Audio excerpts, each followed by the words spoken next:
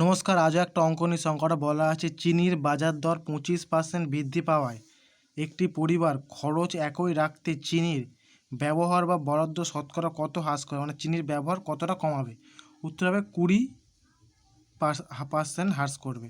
অঙ্কটা দুটো পদ্ধতি করা আছে, একটা শর্ট পদ্ধতি করা আছে, একটা বড় পদ্ধতি করা আছে। তুমি যদি শর্ট পদ্ধতিতে বলা আছে তোমরা কী করবে, ডাইরেক্ট করবে 25% বেড়েছে 25/100তে 25 যোগ করবে 125 হবে গুণ 100, 20% উত্তর। এটাই উত্তর, শর্টপট চলে আসবে কিছু সেকেন্ডের মধ্যে। এটা কী করলে এটা এলো কি 25% বৃদ্ধি বলেছে, মানে তা ধরে নিচ্ছি 100 টাকা, আগে ছিল 100, এখন বাড়ার পর কত হয়েছে 125 টাকা। তাহলে 25% কমাতে হবে কত 125 থেকে, তাহলে 100তে কত কমাতে হবে, তা 25/125 ইন্টু 100 সমান 20%। এটাই উত্তর, শর্টকাট।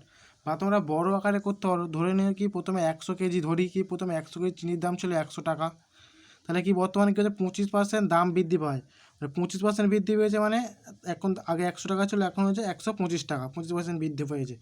125% বৃদ্ধি মানে 25%ই 25ই হয়, তার সঙ্গে 100 যোগ 125, তাহলে বলতে পারি আমরা কি, তাহলে অর্থে আমরা বলতে পারি 125 টাকায় কত কেজি চিনি পাচ্ছি আমরা, 100 কেজি পাচ্ছি বৃদ্ধির পর। তাহলে এক টাকায় কত পাবে 100/125, তাহলে 100 টাকা হলে কত পেতাম 100/125 ইন্টু 100।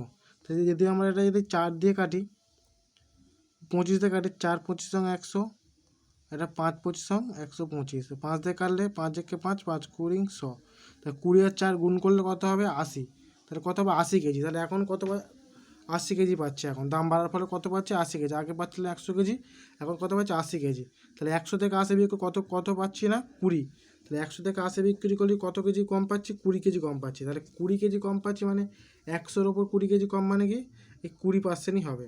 তাহলে কত হবে 20%, যে 20 পাচ্ছে এটা 20%, বা তোমরা এটাকে আবার পার্সেন্ট বের করতে পারো। তাহলে 20% কত পাচ্ছে আমার, এই যে 20 বেরিয়েছে এটাই উত্তর, 20% হবে। আশা করি সব বুঝতে পেরেছো। এছাড়া তোমরা আমার হোয়াটসঅ্যাপ ও টেলিগ্রাম চ্যানেল জয়েন করতে পারো, যার লিঙ্ক অঙ্কের ডিসক্রিপশানে দেওয়া থাকবে, সেখানে প্র্যাকটিসেরও মক টেস্ট দেওয়া হয়।